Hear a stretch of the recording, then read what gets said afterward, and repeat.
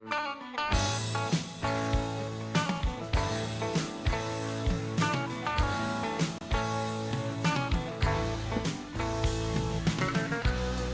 a bright blue ball just spinning, spinning free,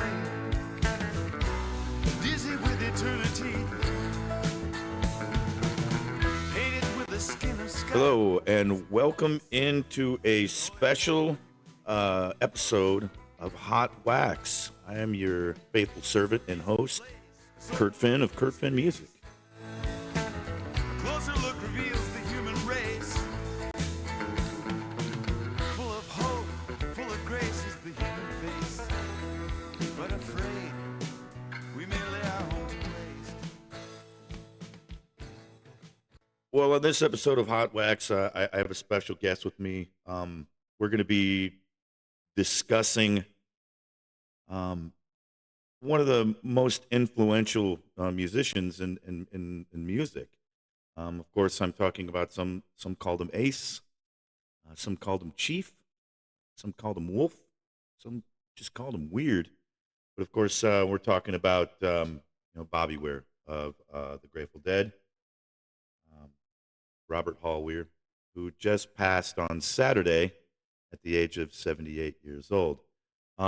So for this episode, I wanted to have a dear friend of mine, one of my best friends, my brother, music collaborator, bandmate, all around, and fellow Deadhead, Yes. who shares a nickname with somebody Yeah. from the Grateful Dead, Mr. Paul Pigpen Ernst. Thanks for having me, man.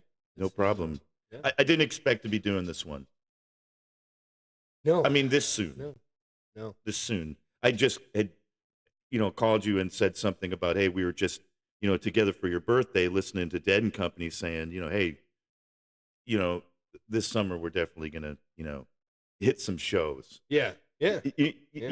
Maybe get to the Sphere or, if they do a residency, go see Dead and Company. Yeah. And I Yeah. think the exact words, one of us looked at each other and said, well, Bobby isn't going anywhere. Yeah. But he, obviously did pass on Saturday. So with the Grateful Dead, Paul and I kind of discovered the Grateful Dead, I'd say, around the same time.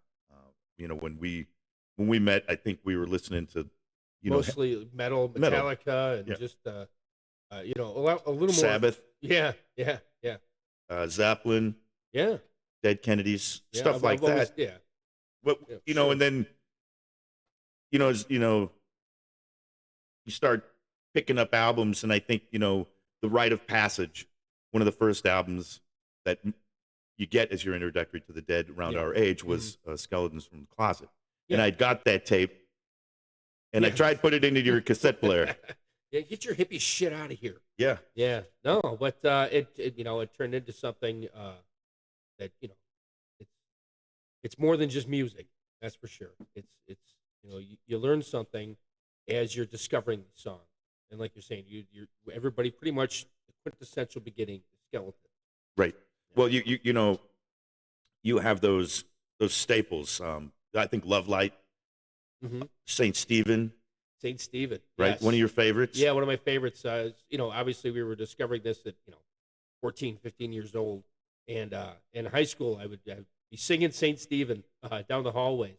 It was mind blowing to find a new kind of music like that because I had never heard anything like that before. Well, that was just it. I think too.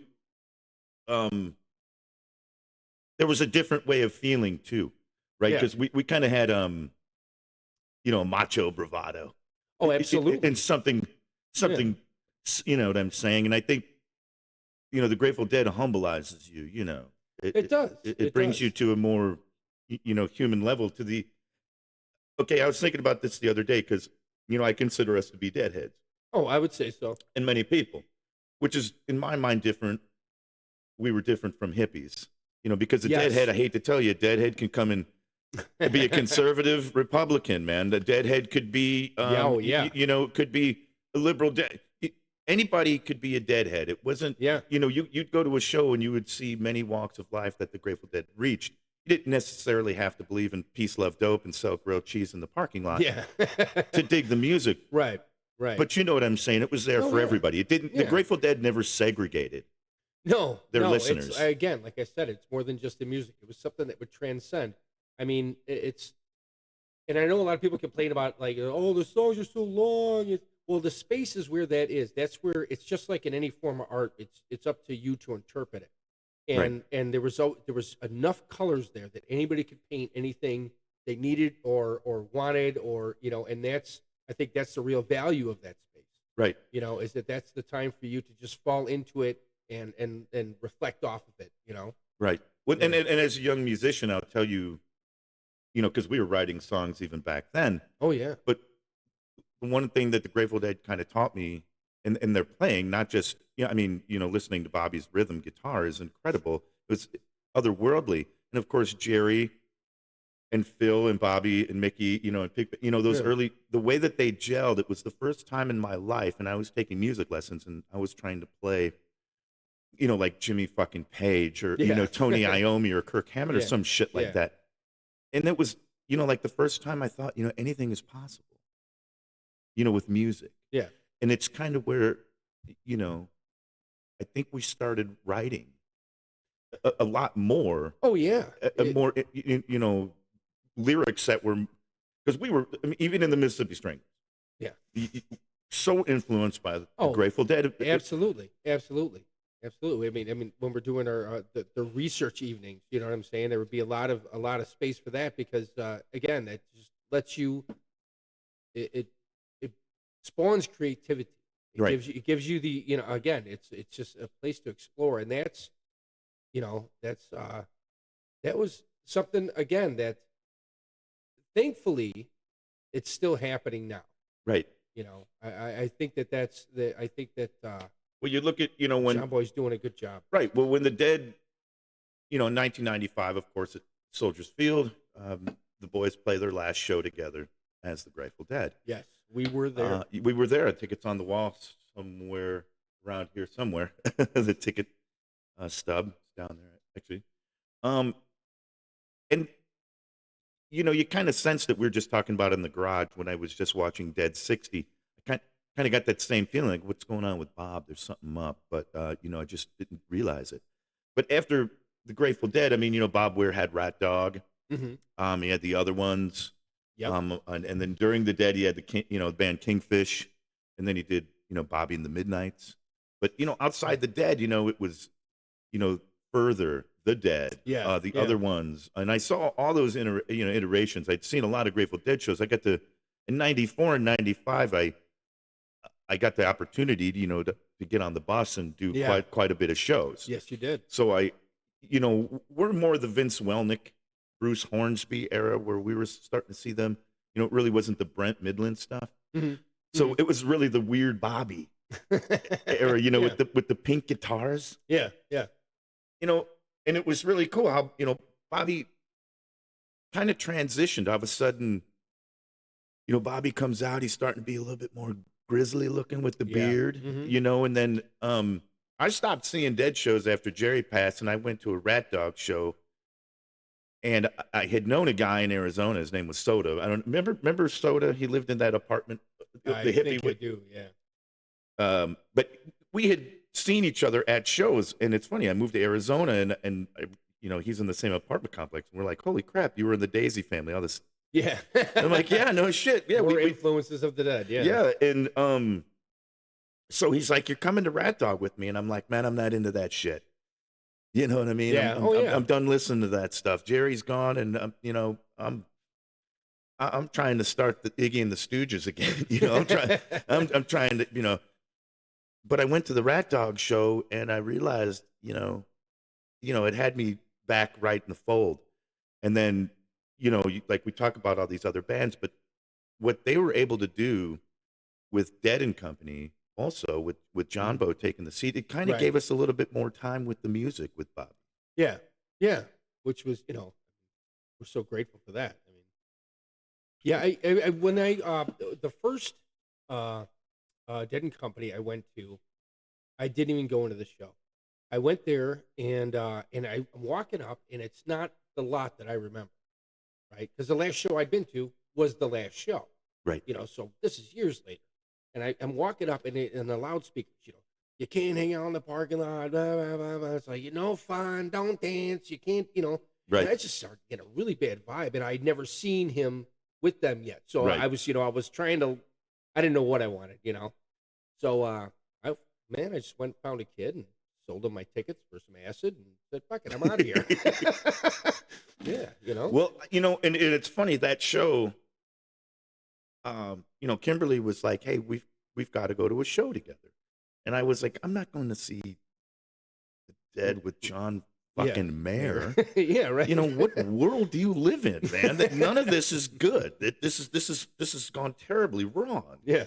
And of course, cooler heads prevailed, and I'm like, okay, yeah, I'll go. And it's funny because I had a mailman when I lived on Riverside. I had a mailman. He was a deadhead. And he was a lot older than me, and he's like, "Man, have you Dead I and think Company?" I remember you telling me. Yeah, this. and he starts sticking Dead and Company shows in my mailbox, and I'm like, "What the fuck is this?" Oh, and it's like and somehow he had gone to see a string of shows. Mm-hmm. And during that tour, when you bought a certain ticket, you got the show live. Oh, okay. You know what I'm saying? And then, so he kept, like, "Dude, you got to listen to this. You got to listen to this." And then, I start listening to it, and I was like, holy shit. If they're ever, like Bobby talks about reincarnation and coming back to the band, there are times where I thought the Dead and Company had that magic with John Mayer. John Bo, and it's strange how. Well, I mean, you think about how it affects, like when we listen to it. You know what I'm saying? It influences and it gets our creative juices flowing, and it's and it's all that, and it's of course transcendental, man, when you're into it.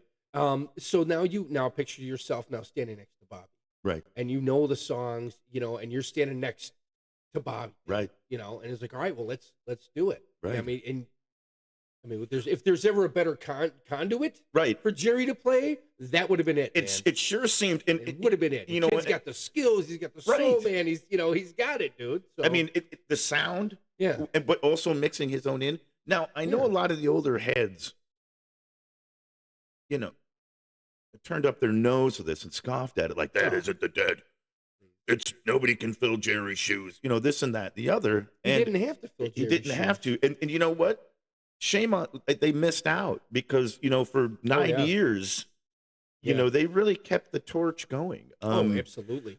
One of my favorite shows now of any Grateful Dead related band. I mean, there's a lot of Dead shows, of course, but one of the shows that I just kind of found, that the Dead tanked at Woodstock. Oh yeah. You've heard those stories. Yes.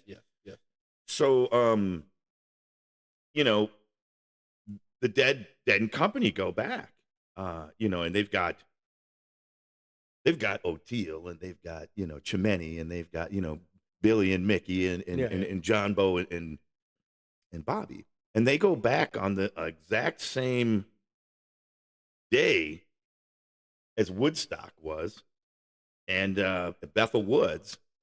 And they do the exact same set, but this time they nail it. Yeah, well, yeah.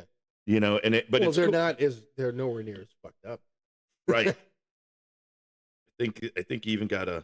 I've been born in a shiny black steel jack, and I've been tripping over rocks for the great highway. Yes, sir. In that show, I mean, if you go back and listen to it, it's incredible. And I do hope in some fashion they go on because, having Bobby up there, and that's the sad part about it. We were just discussing this, when Bobby passed on Saturday, it hit me like the last voice has sung its song of the core members of the Dead. Of course, when Jerry died, there was obviously a big vacancy, and they filled it through the years, but John Mayer stepped in. And then Phil could still sing, and Bobby could still sing, and then Phil passed away, and then there was one, and then Bobby. Now if you go see Dead and Company or whatever, it's Forever Dead, whatever the fuck they're going to call it, the last voice is gone, you know. Right. And that was the thing that really hit me. How inspirational, like,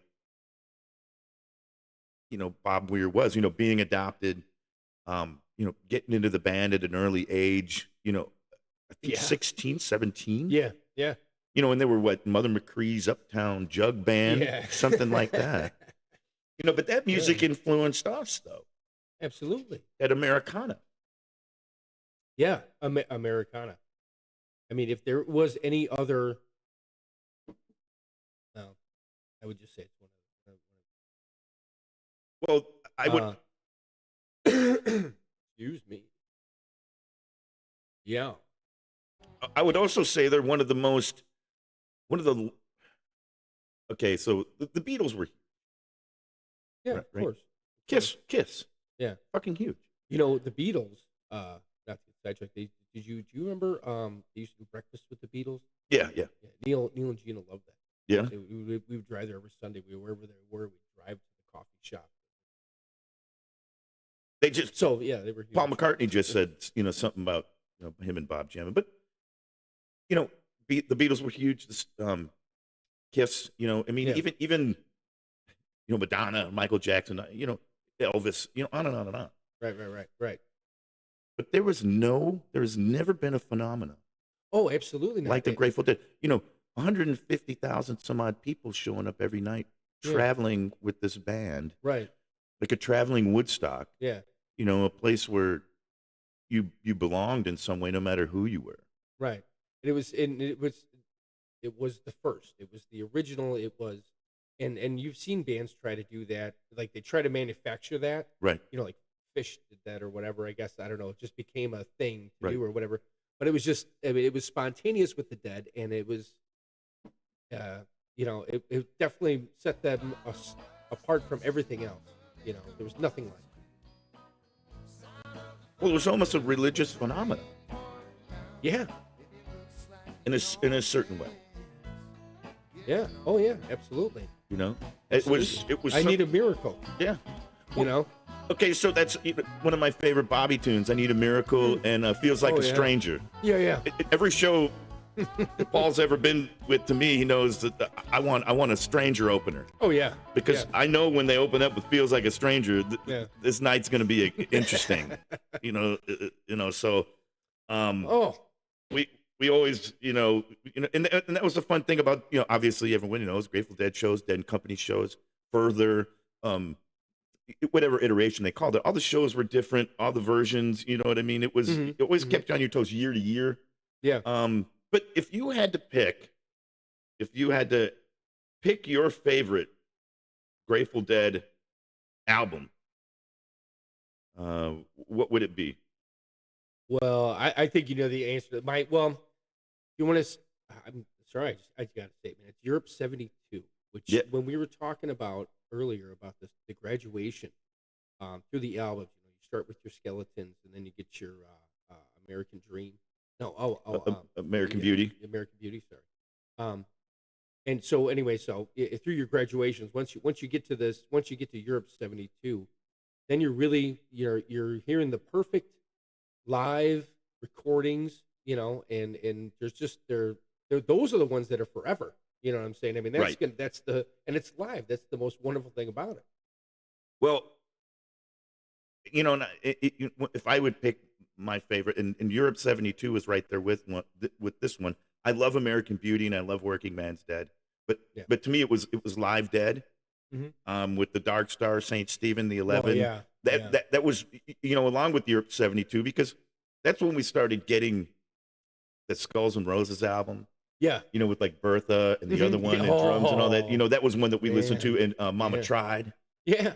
Yeah. And me and Bobby McGee. I Yeah. mean, that record was another one, those live albums. And then I started collecting a lot of bootlegs. I picked Paul up for morning, in school. Yeah. And I'd have this big, tape of, Yeah. hey man, I'm getting all these bootlegs, man, throw one on. And, so, Yeah. those, Yeah, dude, you were like the bootleg guy, man. I swear, you had like all of them, man. I had a shit ton of them, man. Yeah. And that was the thing. They were all different. Yeah. Different. And thank God that, and how, Bobby kept it going. It was like, it just seemed like he had this duty or like something to that matter. Like I've got to keep this thing going, and man, did he ever? Well, I mean, through a lot of the interviews, it's he was so spiritual about it. I feel that he was just he couldn't deny himself that it's the perfect place to be when you're in that space.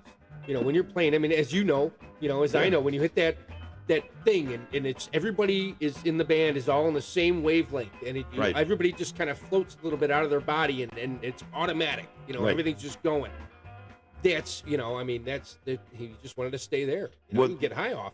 Right. And I think, and I don't know, if it's written in a book somewhere, but they say that Bob Weir has played the most live concerts than any other human on this planet. I would not doubt that at all. Think about that. Think about just with the Grateful Dead. Oh yeah. And then without that, and all the Dead and Company shows and everything that, and with Wolf Brothers. Yeah. I mean, and they've been around the longest. Right. And then, So in the last couple of years, Bobby would, if he would show up somewhere and he was jamming with Sammy Hagar. Yeah. And, yeah. just about anybody. Yep.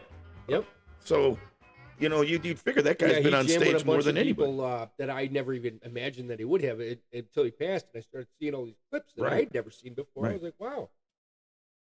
Well, that's, and I think when you look back at these things that shaped us, that, turned us, onto this type of music, that opened the door for, other paths, of not only with our music, our songwriting, but, not so much as of course we like the 60s, 70s Woodstock type music, Neil Young, Crosby, Stills, Nash Young.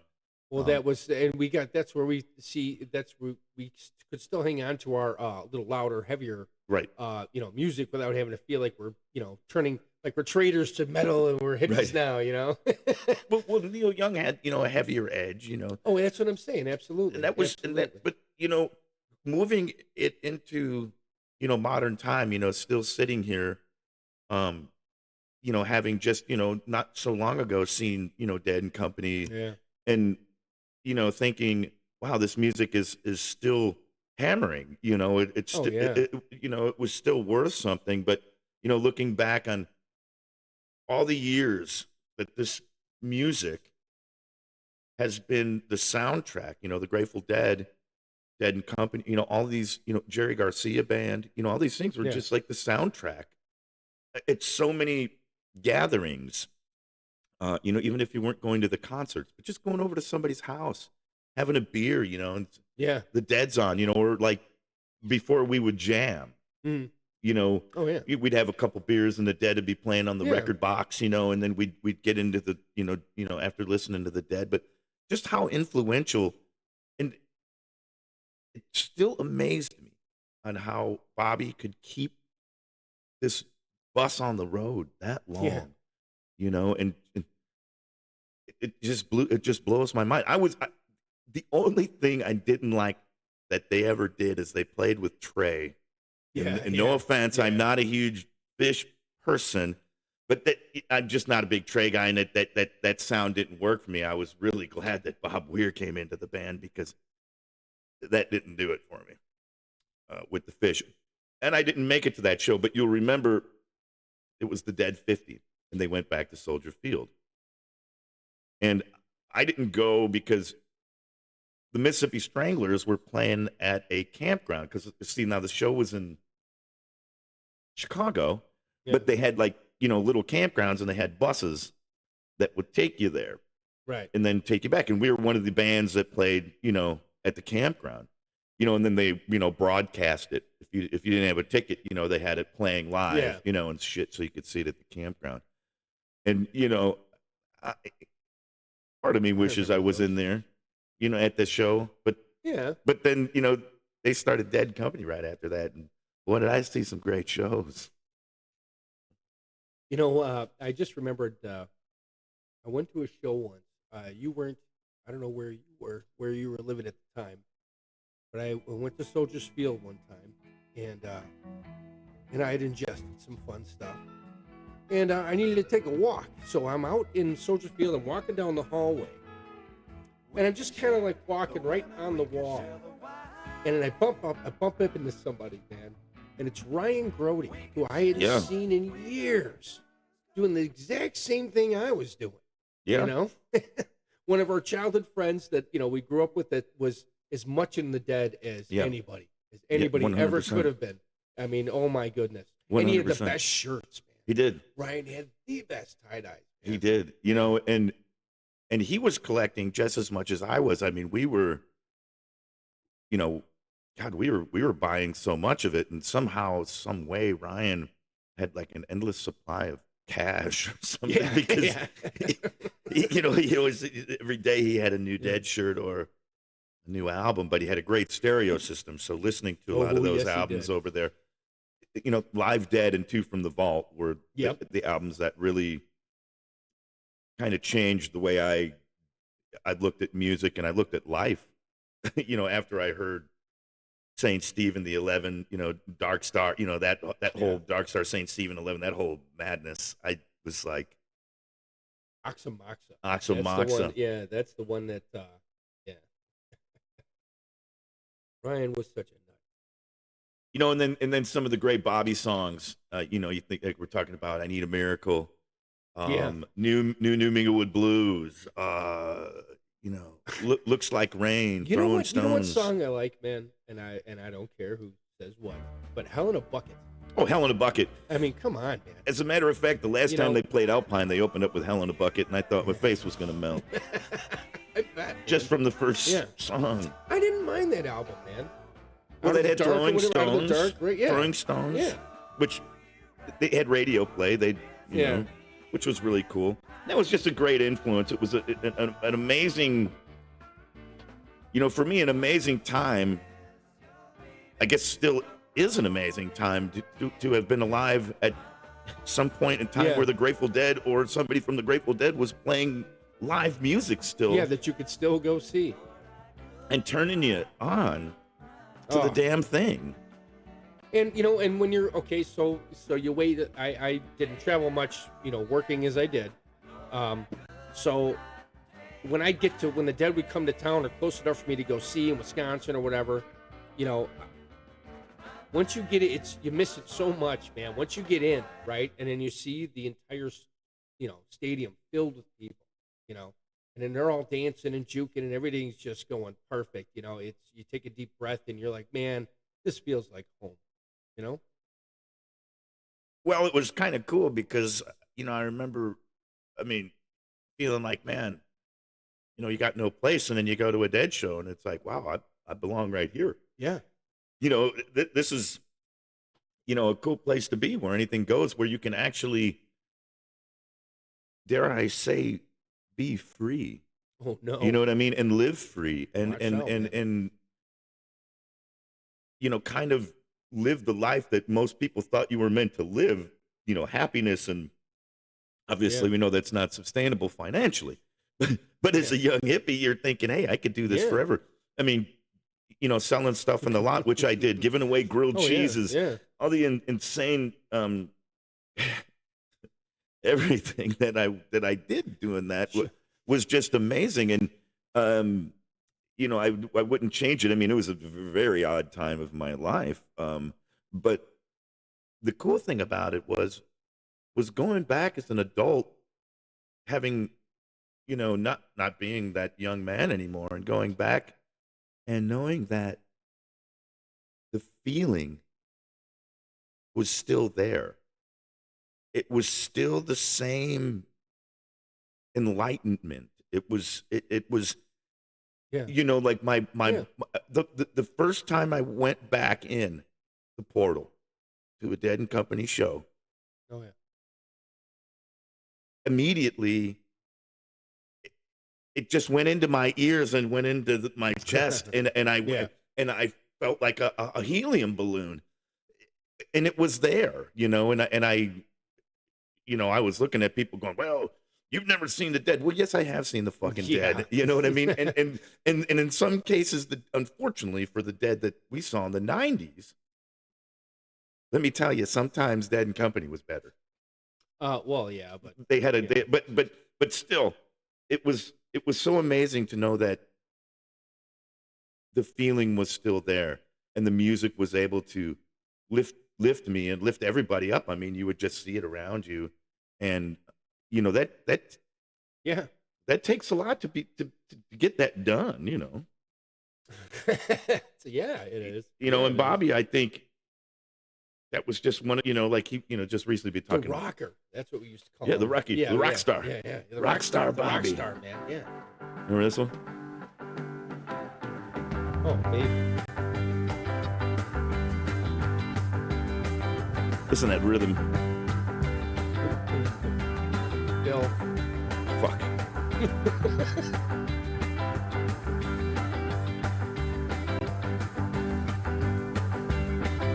I had a hard run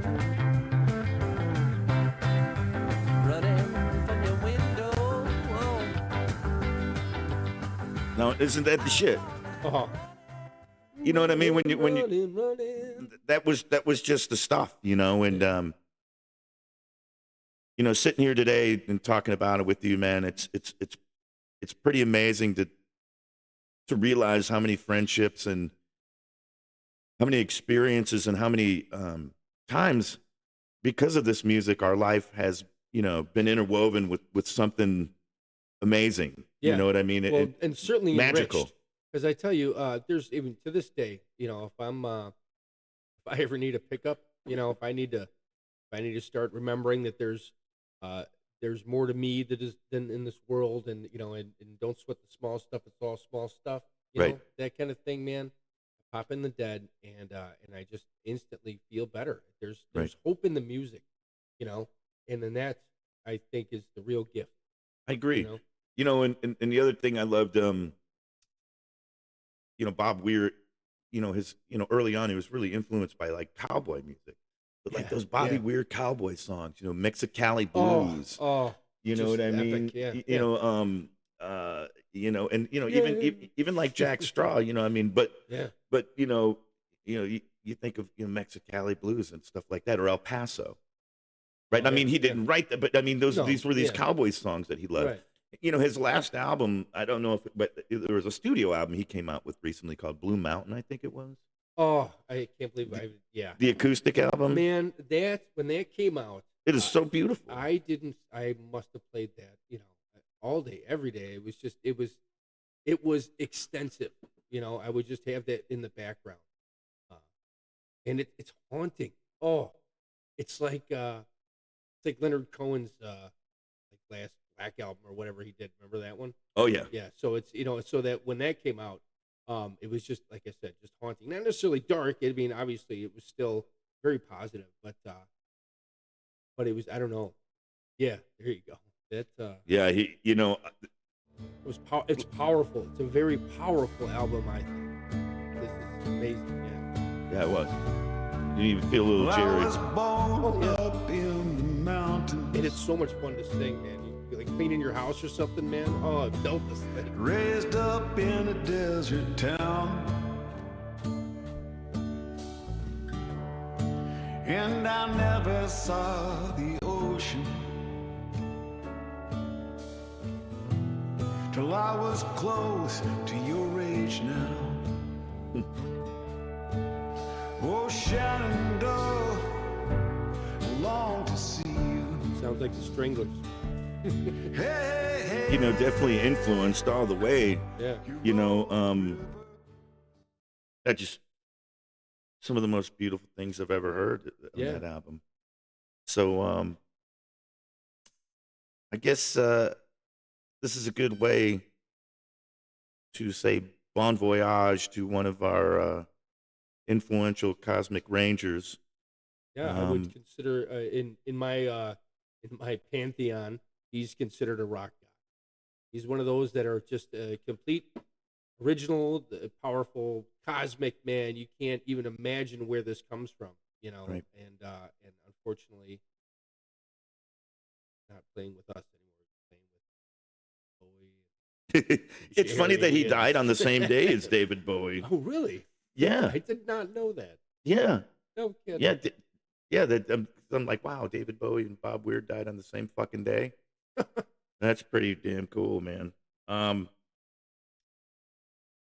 but I'd just like to really thank Bob Weir, you know, and Big Wolf, man. yeah, I mean, responsible for so many good times of my life, of friendships, um, and just such meaningful moments of our lives. I mean, growing up together, being able to experiencing that with our circle of friends that we Yeah. really that it really revolves around that, and then not only that, but the historical value of somebody special and meaningful to the um, world of music. Bob Weir is, Yeah. and as he said, he's off somewhere in the ether.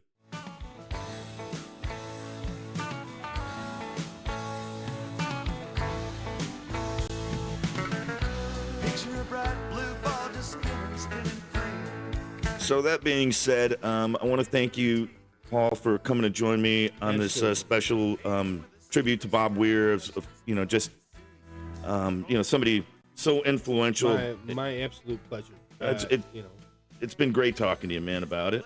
It's always fun for me and you to go back and forth, and this is something that was definitely worth a sit down.